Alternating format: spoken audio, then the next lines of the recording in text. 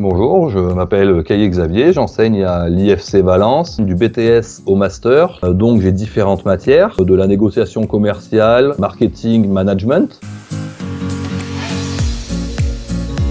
J'ai toujours mis un peu de distance dans mes formations. Avant de passer 100% à distance avec l'IFC de Valence, je créais déjà des drives avec les étudiants où ils me déposaient des rendus de devoirs, où je déposais des cours. Pour moi, la transition passage présentiel à distance a été plus facile.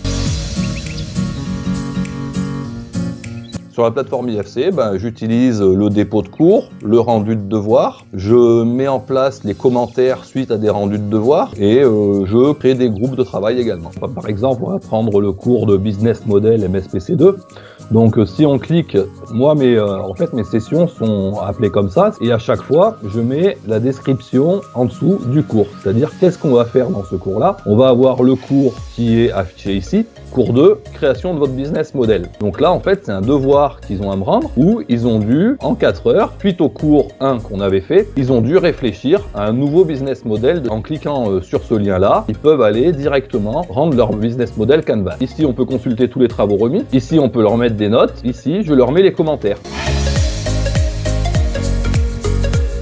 La valeur ajoutée de la formation à distance, on fait beaucoup plus du concret. Parce qu'en présentiel, on a plus tendance à faire du théorique, donc on va beaucoup plus faire appliquer les méthodes de travail qu'on leur enseigne à distance qu'en présentiel. Au début, ça a été un peu difficile parce qu'ils avaient tendance à toujours dépasser les dates limites de rendu. Là, à distance, au début, ils se sont dit, on est à distance, on a un peu plus de temps, on est chez nous. Or, il a bien fallu faire comprendre à l'étudiant que non, c'est pas parce qu'il était à distance, il avait une deadline plus importante. Il a fallu recadrer un petit peu, et après, ça s'est tout de suite mis en place. Les étudiants, au début, vu qu'ils n'avaient pas l'habitude de travailler sur cette plateforme, ils étaient connectés sur cette plateforme, mais ils utilisaient les réseaux sociaux qu'ils ont l'habitude d'utiliser tous les jours. Il a bien fallu faire comprendre à l'étudiant que le réseau social, c'est très bien pour travailler, mais que pour nous, pour contrôler leur travail, il fallait qu'ils travaillent sur la plateforme.